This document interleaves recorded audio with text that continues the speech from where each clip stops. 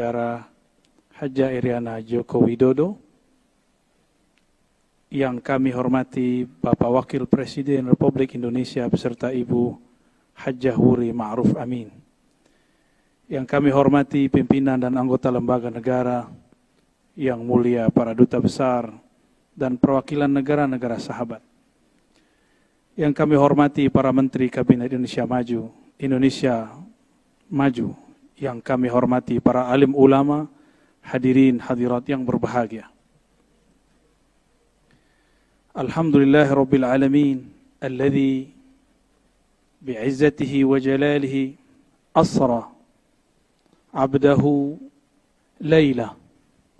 Asyhadu an la ilaha illallah wa asyhadu anna Muhammadan 'abduhu wa rasuluh. Allahumma salli wa sallim wa barik ala nabiyyina Muhammad. Segala puji milik Allah Subhanahu wa taala. Sungguh dahsyat Allah Subhanahu wa taala memperjalankan hambanya dengan cara yang tidak terduga.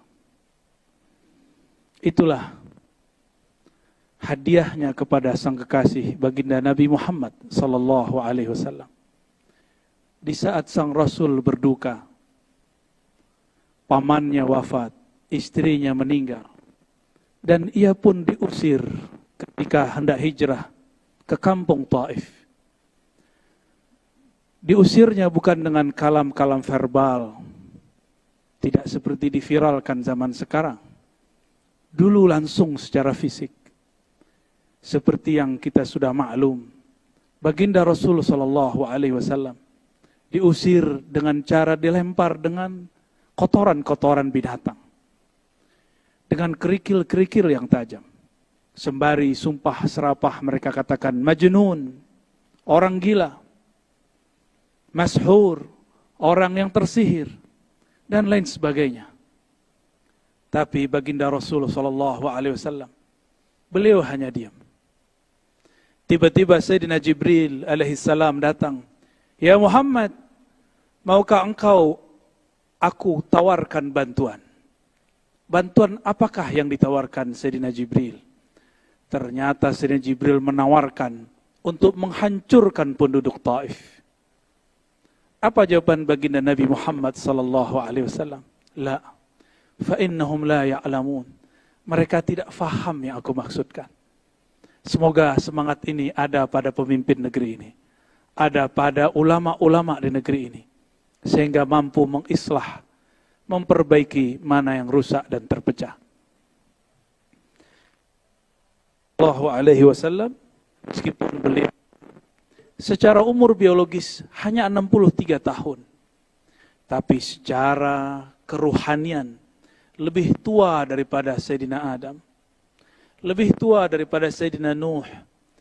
Nabiuna Nuh alaihi salatu wassalam, ketika beliau sudah lebih dari 900 tahun berdakwah, mendidik umat, lelah juga rasanya. Akhirnya beliau mengatakan, ya Allah, jika engkau membiarkan generasi mereka hidup, maka generasi setelahnya akan lebih kufur dari kelompok ini, dari generasi ini. Maka hancurkan saja ya Allah.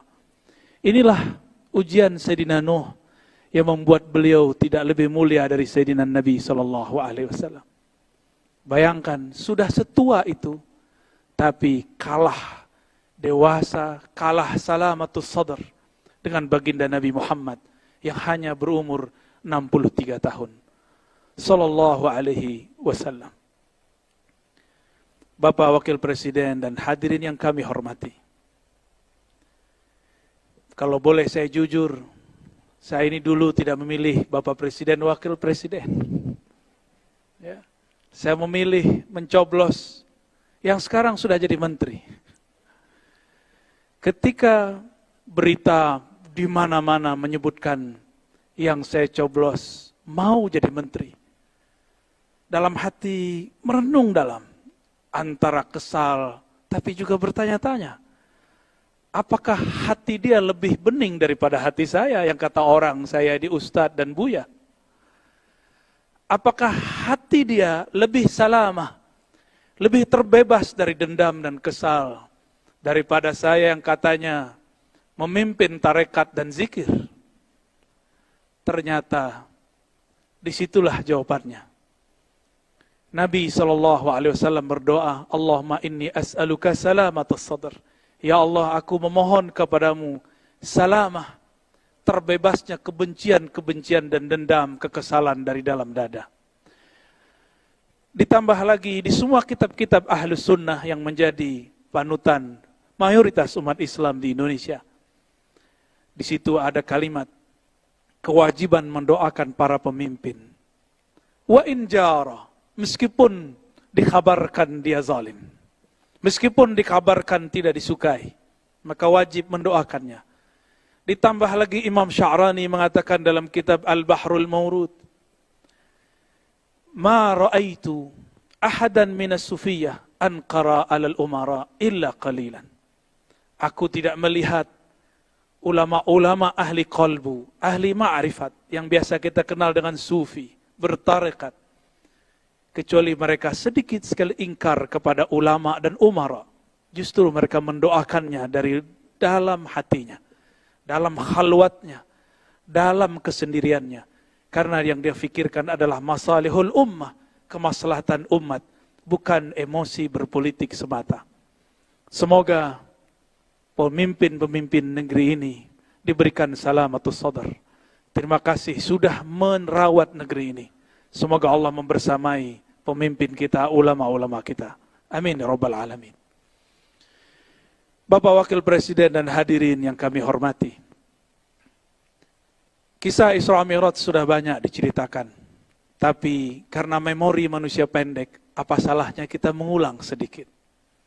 Namun kami menarik jauh-jauh ke masa sebelum Nabi Yuna Adam dicipta. Dulu sebelum bangsa Adam, Bani Adam dicipta, sudah ada satu klan yang disebut klan api, Banul Jan. Kelompok Banul Jan ini sebagaimana disebutkan dalam Al-Bidayah wa Nihayah Imam Ibnu Katsir, adalah kelompok yang merusak di muka bumi. Akhirnya Allah mengkiamatkan kiamat pertama untuk mereka dengan menurunkan meteor, menghabisi mereka.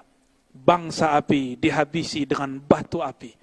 Jadi cerita ini bukanlah dongengan Darwin, cuma sayangnya Darwin agak cocok logi.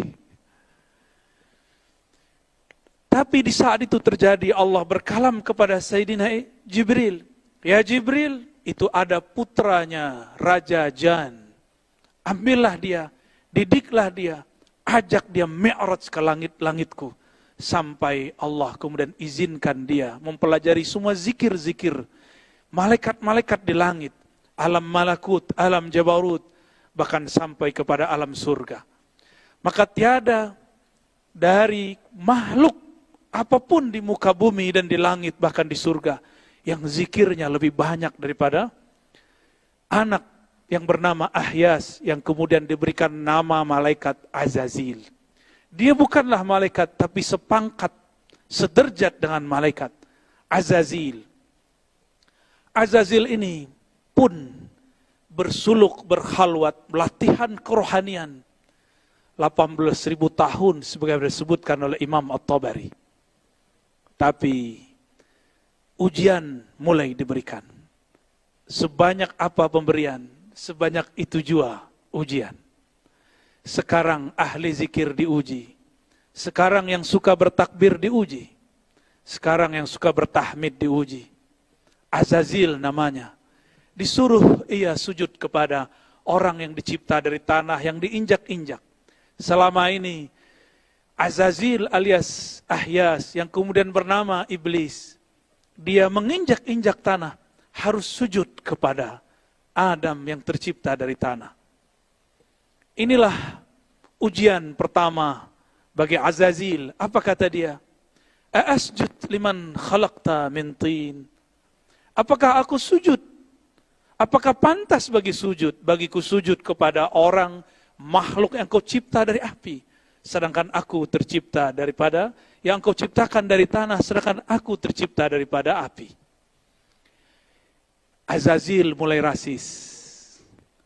Azazil mulai mempermasalahkan suku. Saya suku api, saya lebih mulia daripada suku tanah. Hati-hati, Kadang-kadang orang beragama sudah soleh, sudah lama baca kitab, sudah lama berzikir. Seperti Azazil, 18.000 bersuluk di alam Jabarut, alam Malakut sampai ke surga sana. Tapi ternyata dia terjebak dan mengatakan, aku seorang Adam. Lebih baik dari zikirnya. Bahkan lebih baik daripada semuanya. Ternyata ketika kita urai, dan ini jarang diurai oleh ahli tafsir. Ketika Allah menawarkan, mengabarkan, inni ja'ilun fil ardi khalifah. Aku akan menciptakan, menjadikan seorang khalifah di muka bumi. Ternyata ada dua kelompok malaikat yang berkomentar. Ini dipisah dengan lafaz waw. Yang pertama mengatakan, ya Rabb, apakah engkau mencipta perusak dan pembunuh di muka bumi? Inilah malaikat-malaikat cahaya. Lain dengan malaikat api. Dia mengatakan, wanah kawanukad disulak. Kami zikirnya lebih banyak. Yang berbicara ini adalah Azazil. Yang saat itu dengan malaikat-malaikat. Bapak Wakil Presiden, hadirin yang kami hormati. Barangkali inilah ujian umat Islam di negeri ini. Tidak ada negeri dimanapun umat Islamnya lebih banyak dari negeri ini. Maka negeri ini pun paling soleh. Paling banyak baca yasinnya. Paling banyak baca tahlilnya. Jika diuji dengan kalam-kalam yang tidak berkenan, apakah akan nanti mengatakan hal yang sama dengan Azazil dahulu kala? Inilah pendek ceritanya, akhirnya Azazil diusir. Diusir dari surga, dan Allah mengatakan, apakah kamu minal alin? Apakah kamu bangsa yang sangat tinggi? Dengan itulah bergantilah Azazil dari nama mulia Azazil sebagai khazinul jannah, penjaga surga, menjadi iblis yang dijauhkan dari jalan kebenaran. Lain ceritanya dengan Nabi Muhammad sallallahu alaihi wasallam. Beliau sebelum diangkat ke langit, dimasukkan ke surganya, Allah membersihkan jantungnya, dadanya 2 kali. Tidak ada ini dalam sejarah Azazil. Allah bersihkan kolbu Nabi ketika dia berumur 7 tahun. Allah bersihkan kembali ketika hendak naik pada malam itu, malam 27 Rajab. Barangkali inilah saatnya kita mengambil pelajaran. Inilah perbedaan abadi antara mi'raj ruhaninya iblis dengan mi'raj ruhaninya Nabiullah Muhammad sallallahu alaihi wasallam. Apakah itu? Azazil spiritualnya dinaikkan tapi belum dibersihkan jiwanya. Sedangkan Nabi Muhammad sallallahu alaihi wasallam sebelum dinaikkan, nafsiyahnya, keegoannya dibersihkan. Maka bertambah pengalamannya, bertambah kekayaan rohaninya, tidak bertambah sombongnya. Maka jika hendak memajukan negeri ini, jika hendak ingin meningkatkan negeri ini, mari kita bersihkan kolbu ini dari semua kebencian. Mulai malam ini, tidurlah dalam cinta. Cinta Allah subhanahu wa ta'ala. Bukankah Allah sering menyindir kita dengan bismillahnya, bismillahirrahmanirrahim. Kalau orang dulu menyebut, kok Allah cerewet sekali? Kok diulang-ulang kata Rahman dan kata Rahim? Tiada lain, tiada bukan. Supaya kita mengambil pelajaran dari sana. Inilah yang dikatakan oleh Nabi SAW sebagai hadis penutup yang kami baca pada malam ini. Diriwayatkan oleh Imam Al-Hakim At-Tirmidzi. Apa kata Nabi SAW? Inna lillahi, sesungguhnya Allah memiliki 100 lebih wa 17, yaitu 117 khuluqan, akhlak atau adab. Ambillah satu saja, dakhaltul jannah, maka engkau akan masuk surga. Maka makhluk-makhluk surgawi yang ada di muka bumi, mereka yang meniru sifat rahmaniyah Allah, sifat rahimiyah Allah. Sedangkan makhluk tubuhnya manusia, di dalamnya adalah iblis, penuh kebencian, penuh kesombongan, walaupun berjubahkan jubah alim ulama, Walaupun dia berpakaian pakaian orang soleh, tapi jika di hatinya ada perasaan ana khairum minhu, aku lebih suci, aku lebih baik, aku lebih berhak, maka hati-hati, itulah syayatinul insi, itulah syaitannya manusia. Semoga negeri ini, umaranya, ulamanya, orang-orang yang bertugas di negeri ini dan rakyatnya, Allah bersihkan kolbunya dari kebencian-kebencian dan kesombongan. Semoga Allah memberikan nur mi'rajnya kepada kita semua. Semoga Allah merahmati kami yang berbicara dan kita yang hadir mendengarkan. Wa sallallahu ala sayyidil mursalin, Sayyidina Ahmad, Sayyidina Muhammad, wa ala alihi wal mahdi khalifatihi wa sallim. Assalamualaikum warahmatullahi wabarakatuh.